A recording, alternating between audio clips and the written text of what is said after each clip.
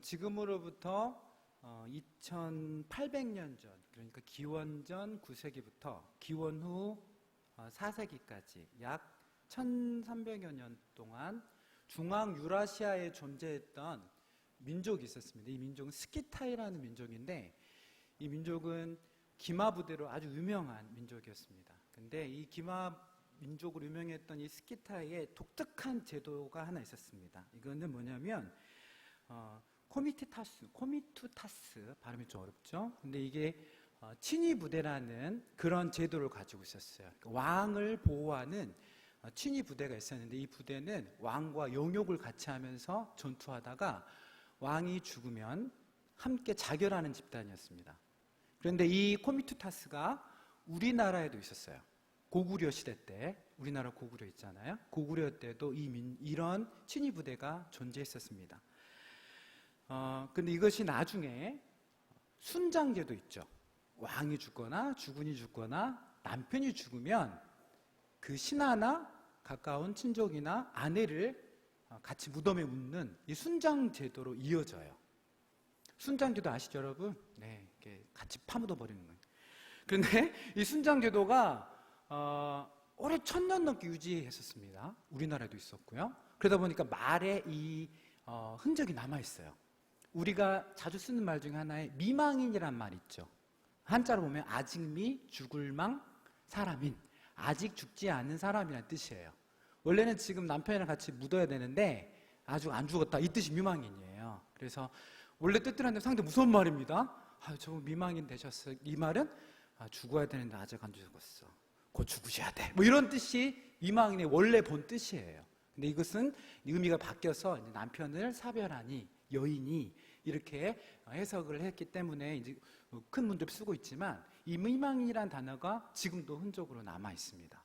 그런데 제가 순장제도에 대해서 공부를 하다 보니까 너무나 충격적인 사실을 하나 발견했습니다. 그게 뭐냐면, 순장을 당하는 사람들, 왕이나 임금, 주군 또는 남편이 죽었을 때 따라 죽는 사람들이 결코 억지로나 두려운 가운데 죽지 않았다는 사실이었어요.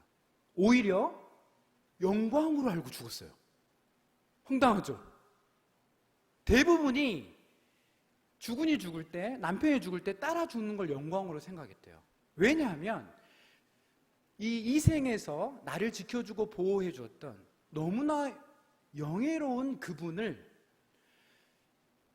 저 세상 이승이 아닌 저승에서도 함께 살 수 있고 섬길 수 있다는 것, 그리고 아무나 순장을 당하지 않고 아주 가까운 사람, 아내와 같이 그런 사람만 순장이 된다는 그런 특권이 있는 것이었는데, 그것이 내가 된다는 것에 대한 엄청난 자부심을 갖고 있었대요. 그래서 순장을 당하는 사람들은 정말 영예롭게 생각을 하고 자랑스럽게 죽었다는 거예요. 여러분 어떻게 생각하십니까? 이게 사실이에요. 저에게는 정말 이것이 큰 충격이 됐어요. 말도 안 되는 거짓말을 진짜 사실로 믿고 하나밖에 없는 목숨을 기꺼이 내준다니, 더군다나 자랑스럽고 영예롭게 여기고 지극한 가치 있는 것으로 여기고 자원하여 죽다니요. 세상에 거짓말을 위해서 이렇게나 기꺼이 죽을 수 있는가, 이런 생각이 들었습니다. 그리고 정말 많은 생각이 들었습니다. 고대 사람들은 거짓말, 미신 같은 사실을 실제처럼 믿고 자랑스러워하며 죽었는데, 나는 과연 진리 중에 진리이며 영원히 계시는 사랑의 왕이신 그 예수님이 실제한다는 걸 실제로 믿고 기꺼이 내 목숨을 내줄 수 있는가? 또 신앙의 가치를 너무나 귀히 보고 의미 있게 여겨서 목숨도 내어줄 수 있는가?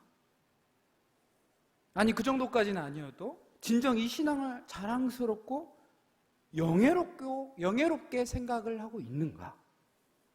이런 생각이 저의 마음을 핥히고 지나갔습니다. 존경하는 성도님들, 우리 모두는 기독신앙을 가지고 있어요. 그렇다면 성도님들은 예수님을 나의 구원자요, 나의 주군으로 믿는다는 것이 참으로 자랑스럽고 영광스럽고 긍지가 느껴지는 그런 자부심의 원천이 됩니까? 사람이 무엇인가에 대해 영예와 긍지를 갖는다는 것은요, 그것은 그것을 참으로 의미 있고 가치 있게 여긴다는 뜻이 돼요. 돈을 가장 큰 가치로 여긴 사람은 돈을 기준으로 해서 모든 걸 선택하고 결정을 합니다. 또 사람들의 평판을 가장 귀하게 보는 사람은 그 평판으로 모든 것을 선택하고 결정을 해요. 그만큼 내가 무엇을 가치 있게 여기냐는 너무나 중요한 문제입니다. 오늘 말씀 바로 이 부분에 대해서 도전을 하고 싶어요. 우리 믿는 자들이 진정으로 의미 있고 가치 있게 여겨야 할 것이 무엇이어야 하는가? 특별히 하나님 보시기에 가장 가치 있는 인생은 어떤 인생인가? 하나님이 인정하시는 의미와 가치 있는 인생은 어떤 모습인가? 이것을 좀 나눠보고 싶어요. 창세기에는 독특한 문학 장치들이 있습니다. 그 중에서도 특별한 장치가 하나 있는데 그러면 톨레도시라는 게 있어요. 그게 뭐냐면 우리말로 번역을 하면 족보, 계보라는 뜻입니다. 창세기는 총 10개의 족보가 나와요. 그리고 이 족보를 기점으로 해서 한 이야기가 마무리되고 갈무리되고 새로운 이야기가 시작되는 구조로 되어 있어요. 오늘 우리가 읽었던 그 본문은 창세기 첫 번째 나오는 족보입니다. 근데 이 족보는 독특하게도 가인의 후손, 그러니까 불신앙의 계보와 아담의 후손인 믿음의 계보를 대조시키는 그런 문학적 장치를 사용해서 메시지를 던지고 있어요. 무엇이 의미 있고 가치 있는가? 이걸 던져요. 제가 한번 좀 길지만 빨리 읽어볼 테니까 4장 16절부터 읽어볼 거예요. 근데 독특한 단어가 반복이 돼요. 우리 성도님들 너무 잘 아시리라 생각을 찾아보세요. 제가 어떤 성경을 쭉 읽어갈 테니까 어떤 특정 단어가 반복된 단어를 딱 찾아보셔야 됩니다. 4장 16절부터 24절은 가인의 족보, 곧 불신앙의 족보입니다. 읽어볼게요.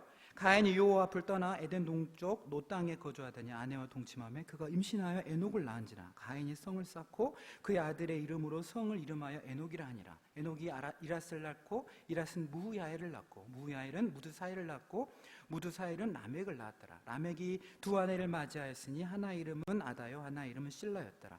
야다는 야발을 낳았으니 그는 장막에 거주하며 가축을 치는 자의 조상이 되었고 그의 아우의 이름은 유발이니 그는 수금과 퉁소를 잡는 모든 자의 조상이 되었으며 실라는 두발가인을 낳았으니 그는 구리와 쇠로 여러 가지 기구를 만드는 자요 두발가인의 누이는 나아마였더라.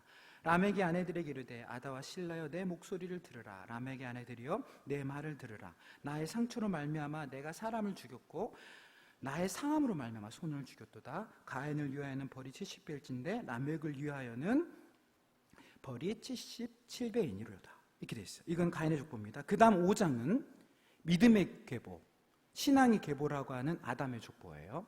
읽어보겠습니다. 이것은 아담의 계보를 적은 책이니라. 하나님이 사람을 창조하실 때 하나님의 모양대로 지으시되 남자와 여자를 창조하셨고 그들이 창조되던 날에 하나님이 그들에게 복을 주시고 그들 이름을 사람이라 일컬으셨더라. 아담은 130세에 자기의 모양 곧 자기의 형상과 같은 아들을 낳아 이름을 셋이라 하였고 아담은 셋을 낳은 후 800년을 지내며 자녀들을 낳았으며 그는 930세를 살고 죽었더라. 셋은 500세에 에노스를 낳았고 에노스를 낳은 후 807년을 지내며 자녀들을 낳았으며 그는 912세를 살고 죽었더라. 에노스는 90세에 게난을 낳고 게난을 낳은 후 815년을 지내며 자녀들을 낳았으며 그는 905세를 살고 죽었더라. 게난은 70세에 마할랄레를 낳았고 마할랄레를 낳은 후 840년을 지내며 자녀들을 낳았으며 그는 910세를 살고 죽었더라. 마할랄레는 65세에 야렛을 낳고 야렛을 낳은 후 830년을 지내며 자녀를 낳았으며 그는 895세를 살고 죽었더라. 야렛은 162세에 에녹을 낳았고 에녹을 낳은 후 800년을 지내며 자녀를 낳았으며 그는 962세를 살고 죽었더라. 에녹은 65세에 무드셀라를 낳았고 무드셀라를 낳은 후 300년을 하나님과 동행하며 자녀를 낳았으며 그는 365세를 살았더라. 에녹이 하나님과 동행하더니 하나님이 그를 데려가심으로 세상에 있지 아니하였더라.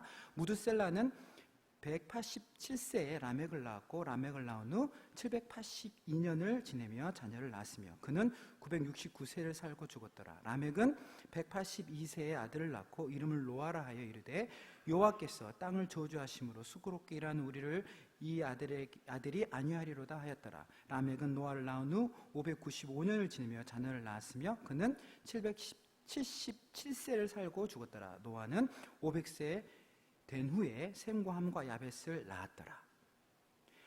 제가 읽기 테스트를 하려고 읽은 게 아니라 특정한 단어가 반복된다는 것을 뭔가 여러분이 좀 눈에 딱 들어가기 위해서 그런 거예요. 어떤 단어가 반복되고 있죠? 낳았고, 살았고, 죽었더라. 이름도 좀 반복되는 것들이 있고요. 이게 무슨 뜻일까요? 이거 성경에서 반복한다는 것은 강조한다는 뜻이에요. 언제나. 근데 하나님의 계시를 받은 모세가 어떤 특정한 단어를 반복해서 말을 해요. 모세가 바보가 아닌 당대 최고의 지성인 아닙니까? 이집트 왕궁에서 교육을 다 마친 사람이에요. 이런 사람이 바보가 아닌 이상 왜 다르게 쓰지 않고 똑같이 그것을 무려 10번이나 반복해서 어떤 특정한 단어를 말해요. 재밌게도 대조를 이루고 있습니다. 그런데 가인의 족보와 아담의 족보가 대조되고 있어요. 가인의 족보에서 반복되는 단어가 있어요. 특별히 수로 중에서 이름의 뜻이 다 있는데 이름은 좀 생략하고 서술어 중에서 반복되는 단어가 있어요. 가인의 족보 뭐만 나와요? 낳았더라만 나와요. 그렇죠? 근데 믿음의 계보라고 하는 아담의 족보에는 뭐가 나옵니까? 낳았더라와 함께 살았더라, 죽었더라가 나와요. 이거는 아주 강력한 강조예요. 모세가 무엇을 강조하고 싶은 거예요? 낳았다라는 것은요, 세상에 한때 머물렀다는 것, 곧 존재했다는 것을 의미해요. 따라서 낳았다는 것은 잠시 머물다가 갔다, 잠깐 존재했었다 정도로 해석할 수 있을 것 같아요. 창세기 4장 22절에 보면 가인 후손들은 인간적으로 볼 때 참으로 눈에 띄는 업적들을 일궈냈습니다. 야발은요, 인류 최초의 목축업을 해요. 당시에는 채집과 수렵을 통해서 경제활동을 한 시제였는데 처음으로 가축을 집에서 길러요. 그러면 엄청난 부가 축적이 되는 거예요. 경제적으로 엄청난 부유해지는 시기가 누구를 통해서? 가인의 불신앙의 족보인 야발을 통해서 일어나요. 그리고 숭과 퉁소가 만들어집니다. 유발이라는 사람이에요. 이것은 악기를 제작하는 거예요. 예술 문화 발전에 큰 획을 그은 인물이 유발이라는 뜻이에요. 심지어 두발가인이라는 이 사람은 청동기와 천리기 문명의 시초가 되는 사람이에요.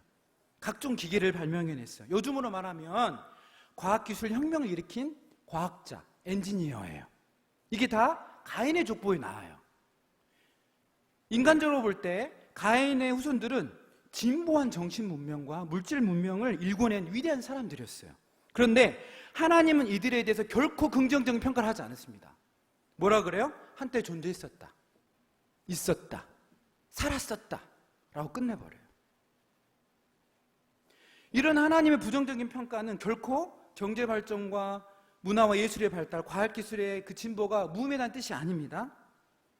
요 하나님 보시기에 하나님 앞을 떠난 그들의 삶은 한때 그저 존재했었다라고 표현할 수밖에 없기 때문에 하나님은 이 부분에 대해서 일축하시는 거예요.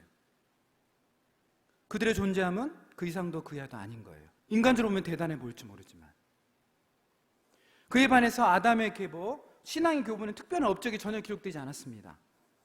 이 아담의 계보 사람들은 물질 문명과 경제 활동, 과학과는 전혀 상관없이 살았는가? 그게 아니죠.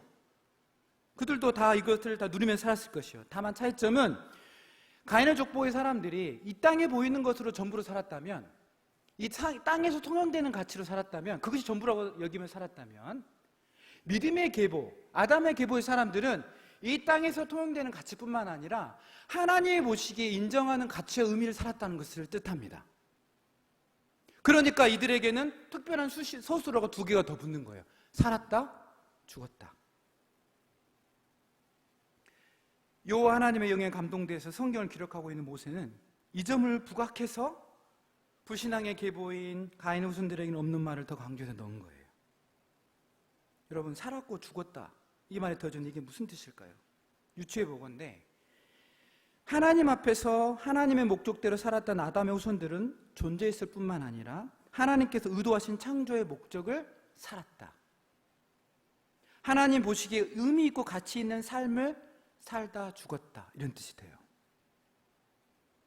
사람은 단순히 존재하는 것만으로 사람다운 삶을 산다고 말하지 않습니다. 살았으나 죽음을 사는 사람들이 세상에 널렸어요. 요즘에 청년들이 이런 사람 보고 좀비라 그래. 좀비. 이러고 돌아다니는 좀비. 살아있는데 산 게 아니에요. 죽음을 사는 사람들이에요. 하나님이 보시기에 하나님의 창조하신 창조의 목적을 사는 사람들이야말로 진짜 삶을 사는 사람들이라는 거예요. 하나님 보시기에 생명을 사는 사람들의 특징은 이 땅에 존재하는 이유, 하나님이 창조한 그 목적과 이유를 성취하며 사는 사람들, 그것이 정말 하나님 보시기에 산 인생이고 생명을 사는, 누리는 인생의 특징이라는 거예요. 하나님의 창조 목적은 하나님과 영원한 사랑과 관계를 맺고 하나님처럼 정의와 사랑과 희락으로 이 세상과 환경을 다스리면서 섬기는 삶이에요. 그것이 영원한 삶이고 불멸의 가치를 품는 의미 있는 삶이에요. 하나님께서 창조 목적을 사는 것이 진짜 살아있고 생명을 누리는 삶이라고 이 서술을 통해서 우리한테 도전하는 것입니다. 또 한편 믿음의 계보에 들어있는 아담의 후손들은 죽었다라고 되어 있습니다. 죽었다. 재수없게 뭐 죽었다는 말을 이렇게 많이 반복했으나 어른들은 싫어할 수 있어요. 그런데 죽었다는 말 되게 중요합니다. 죽음, 이것은 불신앙의 견지에서 보면 모든 것이 끝이 나는 거고 절대 절망 자체죠. 모든 게 정지되고 끝나버리는 거예요. 그러나 영원하신 하나님 앞에서 사는 믿음의 사람들의 관점에서 볼 때 죽음이란 영생의 시작이에요. 더 위대한 영원한 삶의 시작이 죽음이에요. 누가 진정한 죽음을 맞이할 수 있는가? 그 사람 어떤 사람이냐면 하나님께서 이 땅에 살게 하신 창조의 목적을 성취한 사람들이에요.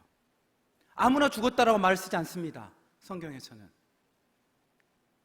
하나님께 보내신 사명을 완수하고 이루고 마감한 사람.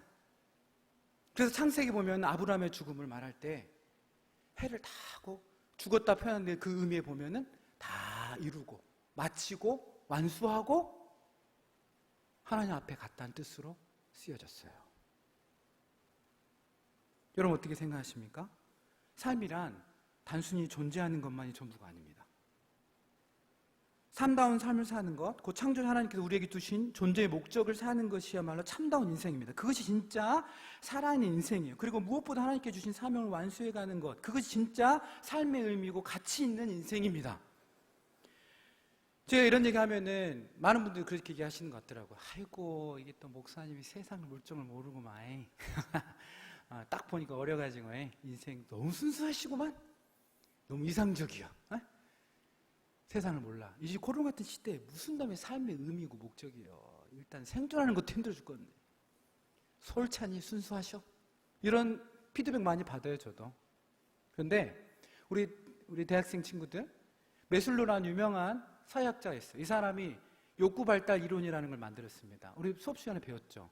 제일 먼저 인간이란 5가지가 충족이 돼야 참다운 삶을 산대요. 가장 먼저가 생리적 욕구를 충족해야 된대. 다 필요 없고 먼저 생리적인 욕구를 먹고 사는 거, 입는 거, 화장실 가는 거, 잠자는 거, 이걸 먼저 충족이 돼야 참다운 삶을 살 수 있다. 이게 이제 메슬로가 주장했던. 그리고 마지막 제 5번째 끝단계에 자기 완성, 자아 실현이라는 말을 써요. 이게 메슬로가 주장했던 내용이에요. 근데 이 사람이 말년에 이 이론을 바꿔버려요. 틀렸다. 자기가 자기 입으로 틀렸다라고 말해요. 모르지, 이건 교과서에 안 나와요. 앞부분만 얘기하고. 뭐라고 바꾸냐면 인간은 처음부터 자아 실현이 첫 번째다.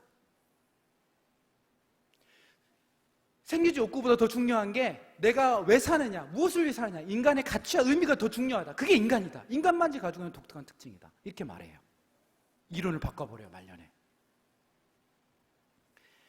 친한 목사님이 계세요. 근데 이분이 저한테 하루는 현철 목사 황당한 일을 겪었네. 그러면서 얘기하는 게 이런 내용이었습니다. 그 서울대학교 앞에 가면은 몰몬교도들이 있어요. 혹시 몰몬교도 여수에 있나요? 전국에 퍼져 있는데 외국인들이 미국인들이 이렇게 정장을 입고 성경책을 끼고 안녕하세요 이러면서 혹시 성경을 공부하고 싶으세요? 이렇게 전도를 해요. 저도 몇 번 당해봤어요. 근데 이 목사님 하루는 버스에 이렇게 앉아 있는데 2인석 있잖아요. 인생에 딱 앉아 있는 자기 혼자 딱 옆자리 비었대요. 근데 딱 보니까 이 몰몬교도가 딱 2명씩 다니잖아요. 딱 그 머리 노랗고 키 큰 남자 여자가 딱 타는 거예요. 그러니까 느낌상 빈자리 있으면 이쪽으로 올 것 같은데 아니나 다를까 딱 옆에 앉더래요. 그래가지고 안녕하세요 이러면서 혹시 성경을 공부하고 싶나요? 이렇게 물어보더래서 너무 목사님인데 나 목사 이렇게 할 수도 없어서 짜증났지만 그래도 참여했어. 저는 관심 없습니다 이렇게 말했대요. 근데 목사님 갑자기 궁금하더래요. 괜히. 그래서 물어봤대요. 우리 외국에서 오신 것 같은데 이렇게 사람들한테 이런 말 하면 싫어하는 거 다 아는데 왜 자꾸 이렇게 하고 돌아다니세요? 물어봤대요. 그랬더니 그 외국인이 뭐라 그런 줄 아세요? 하나님이 보시기에 의미 있는 삶이어서요. 몰몬교도 이단이 목사한테 이렇게 사는 게 하나님 보시기에 의미 있는 삶이어서 자기는 이렇게 하고 돌아다닌대요. 충격을 먹었대요. 그래서 저한테 얘기했어요. 제 목사, 우리 반성해야 되겠어. 이단도 이렇게 산다고. 이 사람도 대단한 사람이 무시할 수 없어요. 유타주 엄청 잘 사는, 세계에서 가장 잘 사는, 미국에서 잘 사는 주거든요. 이 사람도 어렸을 때부터 돈을 모아가지고 나이가 20살 정도 되면 다 해외로 선교 보내요. 의무적으로. 선교를 갔다 와야만 이 유타주에서 성공할 수 있기 때문에 다 가요.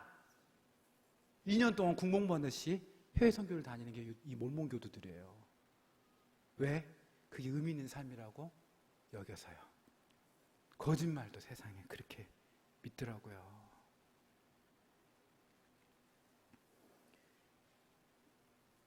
하나님이 보시기에 의미 있고 가치 있는 삶을 산다는 건요, 우리 존재의 사명이에요. 그래야 진짜 사는 것다운 삶이에요. 그렇다면 하나님께서 보시기에 참으로 가치 있고 의미 있게 사는 것이 무엇일까요, 여러분? 어떻게 살아야 하나님께서 인정하시고 존재의 목적을 살아낸 참된 인생이다라고 하나님이 칭찬해 주실까요? 어떻게 살아야 알차게 살았다, 헛된 죽음을 맞지 않고 인간 시간을 다 낭비하다가 죽었다라고 말하지 않고 꽉 찬 인생을 살았다라고 말할 수 있을까요, 여러분? 바로 오늘 본문에 나와 있습니다. 하나님께서 예시를 딱 줬어요. 에녹입니다. 에녹. 근데 아주 재밌게도 오늘 본문에는 에녹이 2명이 나와요. 똑같은 이름이 2명 있습니다. 4장 17절에 나오죠. 어떤 에녹입니까? 이 에녹은 가인의 아들 에녹이에요. 불신앙의 계보, 불신앙의 원천이 되는 그 가인의 아들 이름이 에녹이고요. 그 다음에 5장 18절에 나오는 야렛의 아들 에녹이 있습니다. 가인의 아들 에녹은 그냥 낳았다란 말만 있는 그 에녹이고요. 야렛은 신앙의 계보로서 낳았고 살았다는 말이 있는 에녹이에요. 대조시키고 있어요. 발음은 같은데 하나님 보시기에 삶의 의미, 가치의 무게가 다른 인생이라는 거예요. 어찌 보면 가인의 후손들의 삶이나 아담의 후손들의 삶이나 별반 달라 보이지가 않을 수 있습니다. 다 사람 먹고 사는 건 다 똑같더라고요. 다 비슷해요. 거기서 거기입니다. 실제로 이름들도 비슷해요. 에녹 말고도 또 동일한 이름이 또 나오죠. 라멕이라는 이름이 이 가인의 후손에도 있지만 믿음의 계보인 아담의 후손에 라멕이 있습니다. 또 이름도 상당히 비슷한 이름이 있습니다.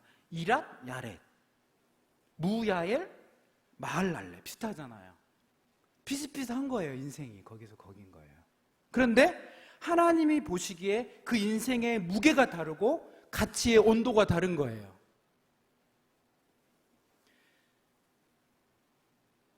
삶의 무게가 다른 거죠. 우리 에녹하면 딱 떠오르는 그런 게 뭘까요, 여러분들? 에녹. 에녹부도 떠오르고, 오늘 알았는데 김인찬 목사님 아들 이름이 에녹이대요? 에녹. 이름 참 잘 지었어요. 정말 잘 지었어요. 오늘 설교를 위해서 그런 건가? 이런 생각이 들어요. 너무 잘 지었습니다. 또 에녹하면 딱 떠오르는 성경 구절이 있죠. 우리 PPT 한번 보여줄까요? 우리 다 아실 텐데 이거죠. 에녹이 하나님과 동행하더니 그를 데려가시면 세상에 있지 아니하였더라. 이 구절을 히브리서는 이렇게 해석해요. 믿음으로 에녹은 죽음을 보지 않고 옮겨졌다. 하나님이 그를 옮기심으로 다시 보이지 아니하셨다. 이렇게 돼 있어요. 그렇죠? 이게 에녹입니다. 죽음을 보지 않고 죽지 않고 바로 하나님 앞으로 옮겨지니 에녹입니다. 아주 유명한 인물이죠. 도대체 에녹이 어떤 사람이었을까요? 하나님이 계속 누가 누굴 낳고 살았고 죽었고 이러다가 에녹 얘기가 딱 나오니까 하나님 갑자기 모세 갑자기 에녹은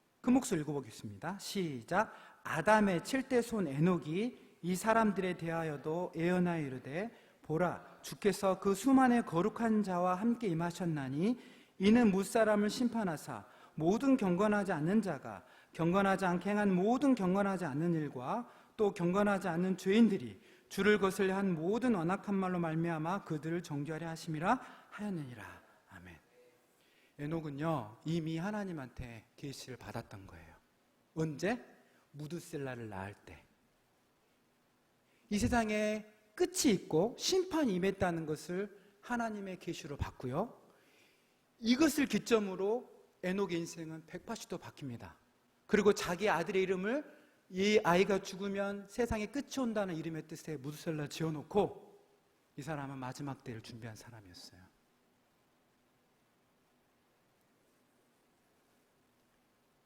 하나님의 심판, 하나님의 마지막 때, 하나님의 평가가 있다는 것을 알 때, 그 두렵고 떨리는 하나님의 심판이라는 진리가 선명하게 존재한다는 것을 알 때 사람은 비로소 인생을 허투루 살지 않습니다.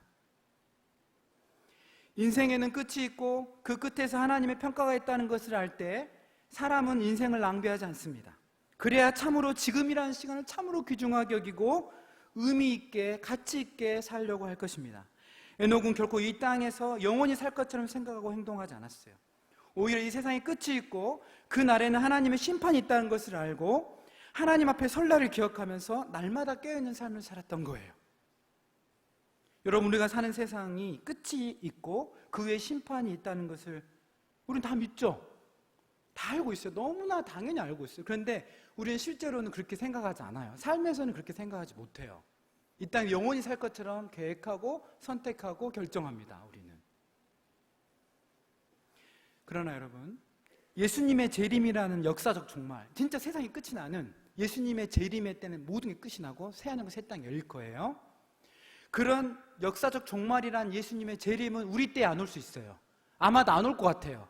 왜냐하면 죄송합니다, 무드셀라가 696세에 산 이유는 왜 그랬겠어요? 하나님이 너무 사랑하니까 한 놈이라도 더 구하려고 미루다 보니까 제일 오래 1000년 그렇게 산 거예요. 하나님의 사랑은 그런 사랑인 것 같아요. 그런데 역사적 종말이라는 이 예수님의 재림, 우리 때 안 올 수 있지만 개인적 종말이라는 우리 개인의 죽음은 언제든지 올 수 있습니다. 태어나는 건 순서가 있지만 언제 하나님 앞에 갈지 몰라요.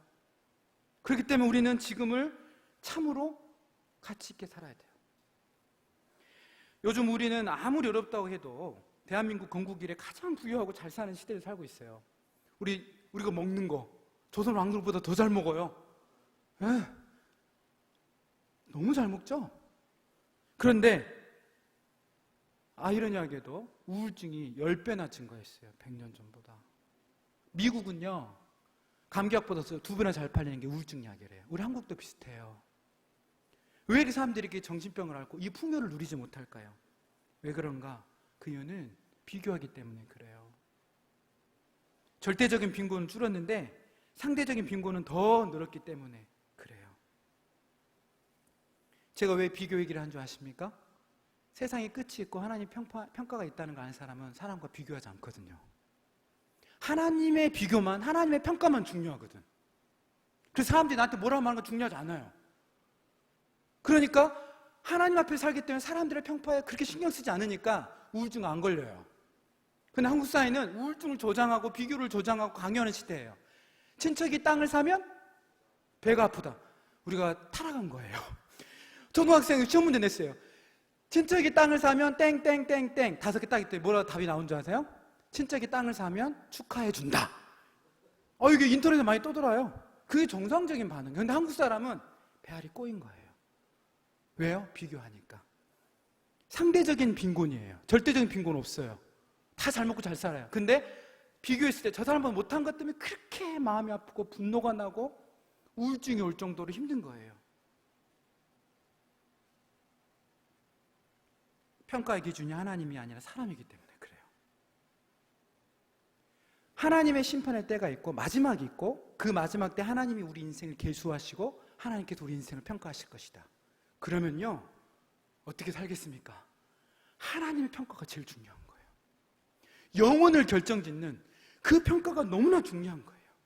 언젠가 잘 아는 후배가 저한테 대화하다 뜬금없이 질문했어요.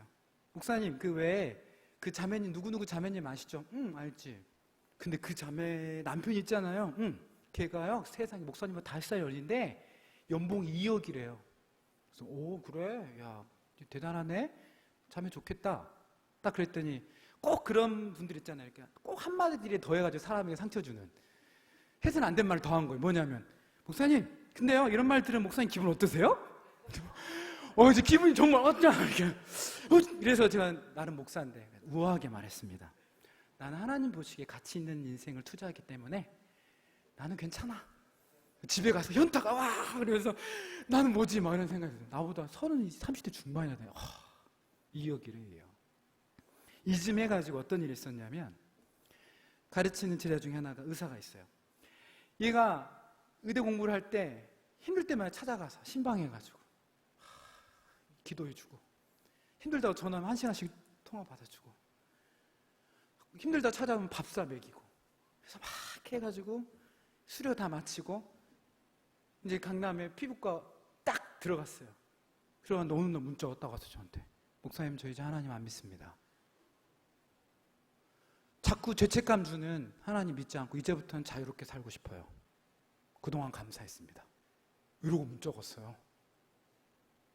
제가 너무 어이가 없고 기가 차가지고 기도하다가 뭐라 말하지? 이러면서 저주를 퍼붓고 그러다가 이 말씀으로 보냈어요.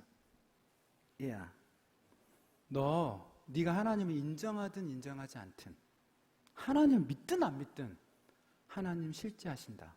그리고 네 인생의 마지막 날 네 인생을 계수할 거야. 그때 너 뭐라 말할래? 더 늦기 전에 돌아오길 기도할게. 이거 설교 준비하면서 기도했어요. 기가 차더라고요, 정말. 이런 일들이 정말 많아요.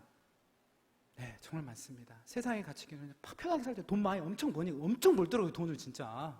그 정도 되니까. 계속, 와. 하나님 필요 없이 잘 사는 거 아니요?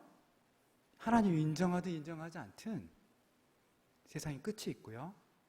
그 끝날에 하나님 우리 인생을 계수하실 거예요. 영원한 가치, 불멸의 의미로 살았는지, 잠깐 있다 사라질 이 세상의 가치로 살았는지, 존재했었는지, 정말 살고 죽었는지를 물으실 거라고요.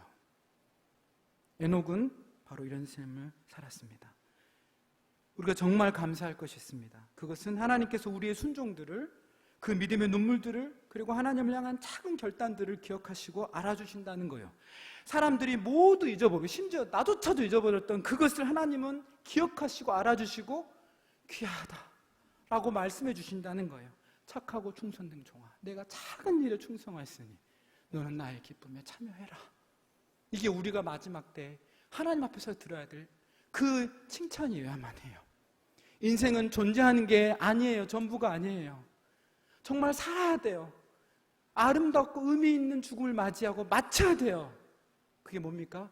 마지막 때를 알고 그 심판을 준비하는 거예요. 에녹처럼. 두 번째, 에녹은 목자의 심령으로 외치는 자의 삶을 산 사람이었습니다. 그리고 하나님께서는 그 목자의 심령으로 살았던 에녹과 같은 삶을 귀하고 가치 있게 여겨준다는 사실을 우리는 기억해야 됩니다. 유다서 아까 읽었죠? 우리 정말 본 일이 없는 유다서 처음 봤죠? 에녹은 이 당대 사람들에게 외쳤습니다. 이 당대 사람이 어떤 사람이냐면, 유다서 1장 15절을 보면, PPT 좀 보여주세요. 경건하지 않는 자가 경건하지 않게 한 모든 경건하지 않은 일과 또 경건하지 않은 죄인들. 일단 경건이라는 말이 반복돼요. 이 시대가 얼마나 불경건한 시대인지를 보여주는 거예요. 왜 보면 실제로 이렇게 돼 있어요? 아담의 7대손이죠. 아담부터 1, 2, 3, 4 쭉 가보면 에녹이 7대손입니다. 그쵸? 근데 이 에녹과 동시대 인물이 누구냐면, 문자 그대로 보면 라멕이에요. 계보가 딱 내려오니까 거의 비슷한 시대에 살았던 사람이죠. 동일하니까 비슷하게 살았을 거 아니에요. 근데 이 라멕이 어떤 사람이냐면, 성경 한번 봐보세요. 이 당시에 쭉 열거된 그 불신앙의 계보에 열거된 사람들 봐보세요. 독특한 특징이 있어요. 제일 먼저 창세기 4장에 보면, 19장으로 돌아서 보면 특징이 있는데, 19절에 보면 라멕이 두 아내를 취해요. 처음으로 결혼제도 깨져버려요. 아내를 2명씩 얻어요. 결혼 제도가 무너진 거예요. 성적인 타락이에요. 그리고 야발이라는 인물은 채집과 수렵의 시대에서 가축을 해서 부유하게 된 거예요. 부자가 이제 되면서 경제적으로 풍요롭게 된 거예요. 또 유발이라는 사람은 하프와 이런 현악기를 만들었거든요. 요즘 말로 하면 이게 뭘 의미할까요? 하나님이 없는 그 마음의 공허를 하나님 없이도 예술로 채우는 거예요. 하나님을 대체할 수 있는 걸 만드는 거예요. 이것을 멋있는 말로 세상에선 예술이다, 문화라 하지만 사실 이런 출발도 있었어요. 두발가인은 하나님 없이도 기계를 만들어서 과학 물질을, 문명을 발달시킨 거예요. 전쟁 기구들입니다. 다 전쟁하는 거예요. 그리고 라멕은 독특합니다. 라멕 4장 23절 봐보세요. 이 라멕 23절은 라멕의 노래인데요. 라멕들이 이거 인류 최초의 서사시예요. 서사시, 시입니다. 원어를 보면 그 노래로 불려졌던 거예요. 사람 노래를 부르는 유명한 대중가요였던 거예요. 지금 말하면 대중가요라는 뜻이 뭐예요? 당시 사람들 통념이 수준이 딱 이렇다는 거예요. 어떤 수준이냐? 이렇게 노래를 불렀어요. 아내들아, 내 목소리 들어봐, 내 말 들어봐. 어떤 젊은 애가 나를 상처 줬거든? 그래서 내가 얘들 다 죽여버렸어. 가인한테 벌비 7배잖아? 나한테 잘못 끊으면 77배나 벌을 받을 거야. 이거예요, 번역을 하면. 누가 나 건드렸어. 찰과상을 낸 거예요. 그랬더니 라멕이 죽여버린 거예요. 이걸 딱 불러놓고 가인 7배, 난 77배. 랩처럼. 이게 말한 거예요. 이게 대중가요예요, 대중가요. 인류 최초의 서사시. 폭력이 지배하는 세상이에요. 힘의 논리가 지배하는 세상. 남자만 낳았죠. 여자도 낳아요. 나아마. 여자에게서 폭력은 힘은 뭘까요? 파워. 여자의 파워는 뭘까요? 사랑스러움. 나아마의 이름의 뜻이 사랑스러움이에요. 왜 이 여자만 딱 기록했을까요? 엄청난 미녀였던 것 같아. 권력이죠. 지금하고 똑같아요. 경제적으로 발달하고 성적으로 문란하고 힘의 논리가 지배하고 강자가 약육강식으로 약자를 지배하는 세상. 똑같아요. 지금이나 그때나. 이런 시대에 에녹이 뭐 했을까요? 외쳤습니다.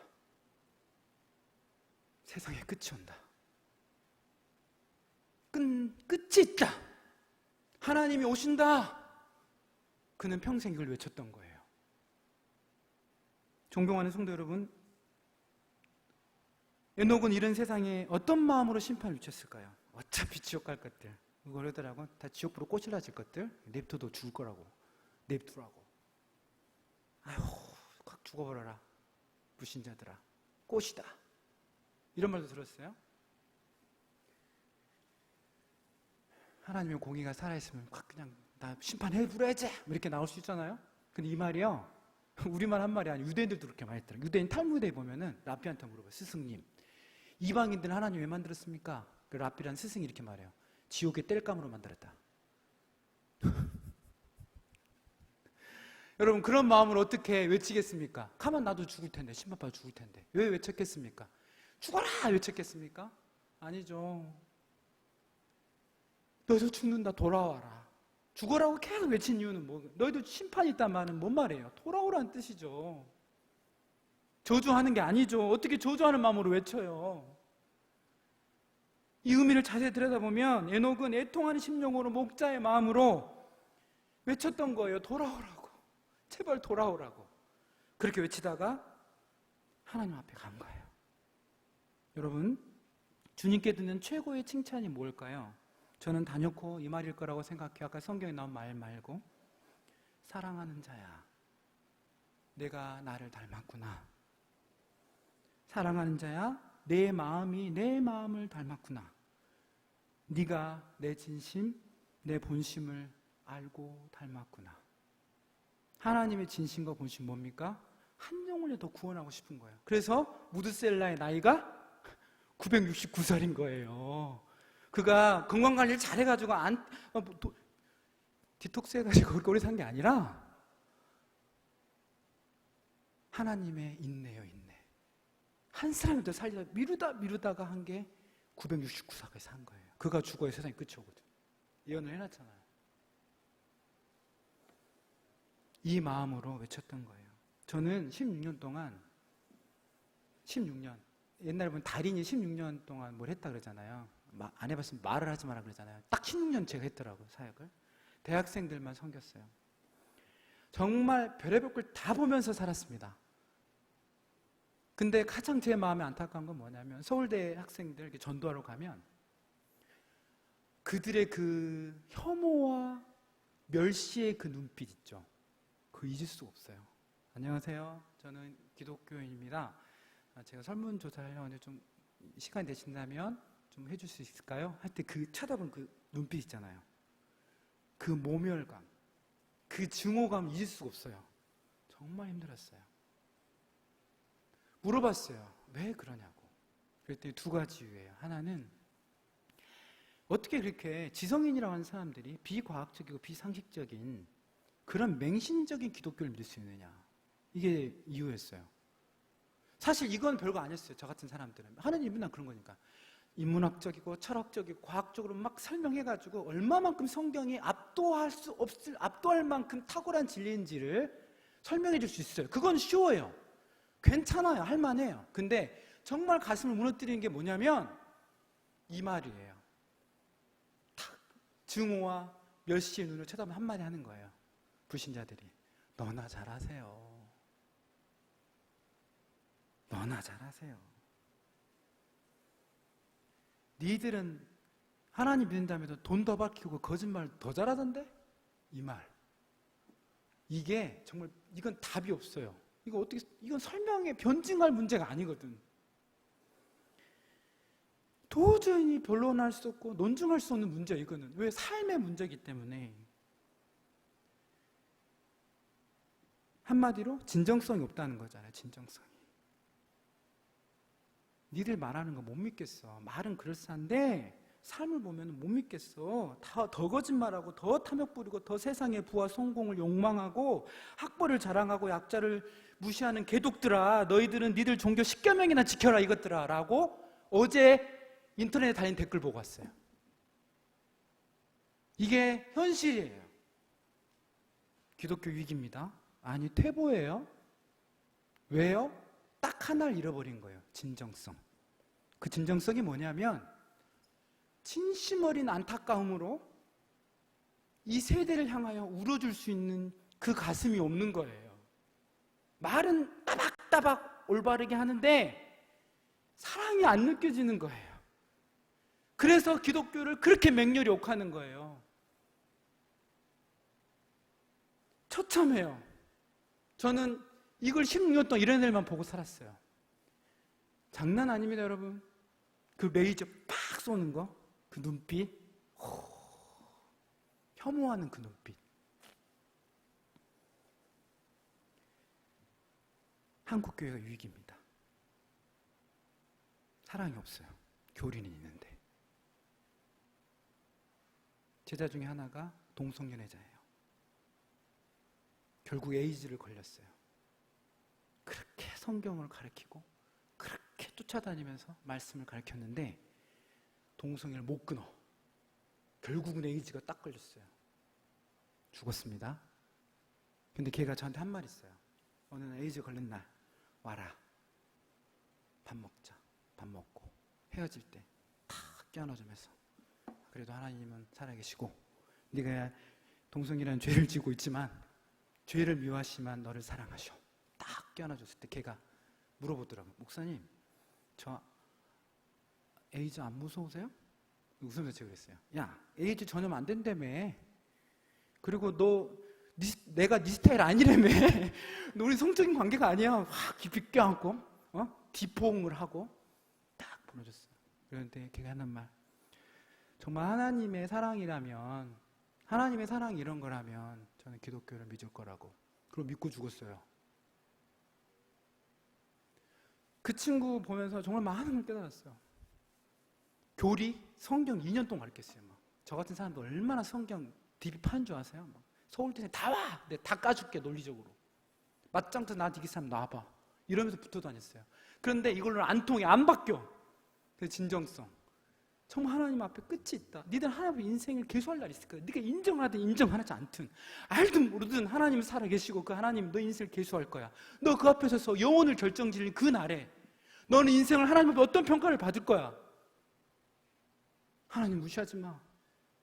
이렇게 외쳐도 꿈쩍도 안 해요, 교만한 것들이. 근데 그거 진심 어린 진정성 있는 거짓말 안 치고 정직하게 살면서 말씀대로 살면서 하나님 너를 사랑하셔, 하나님 살아계셔, 이럴 때야 반응해요. 우리 청년들 정말 위기의 시대를 살고 있어요.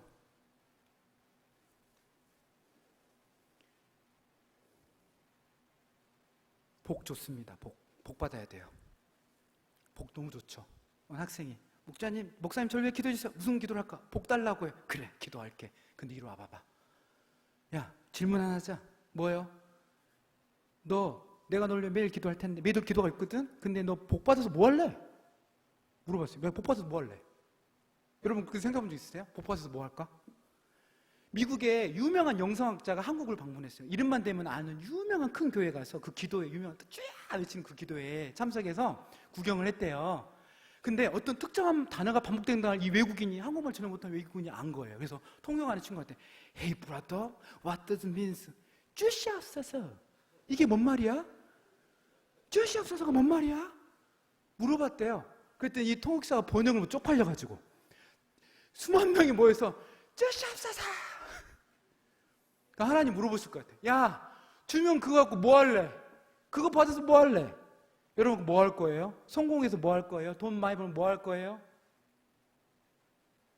외치지를 않는데, 하나님 외치라고 준 건데, 좀 더 복을 받아서 더 많은 영혼을 구원하라고 외치라고 준 그것을 자기 영광으로 삼고 이 땅에 영원히 살 것처럼 만지작대다가 인생을 마감하는 사람은 수두룩해요. 기억합시다. 왜 우리가 좀 더 복을 받아야 하는지, 우리가 좀 더 가져야만 하고 좀 더 누려야 하는지, 그것은 하나님의 마음을 닮아서 이 죽어가고 멸망하는 세상을 향해서 외치는 거예요. 그 진정성, 사랑을 품어야 돼요. 어쩌면 세상에게 외칠 게 아닌 것 같아요. 제가 우리 자신에게 먼저 외쳐야 될 것 같아요. 뭐 대단하게 선교하자, 뭐 전도하자 이런 말은 너무 고차원적인 것 같고요. 내 자신에게 먼저 외쳐야 될 것 같아요. 이 불경경한 세대를 추종하고 흠모하고 뒤돌아보는 우리 자신을 위해서 내 자신에게 먼저 외쳐야 될 것 같아요. 너 뭐하러 사냐? 왜 사냐? 너 그거 가져서 뭐 할래? 네 인생의 의미가 뭐야?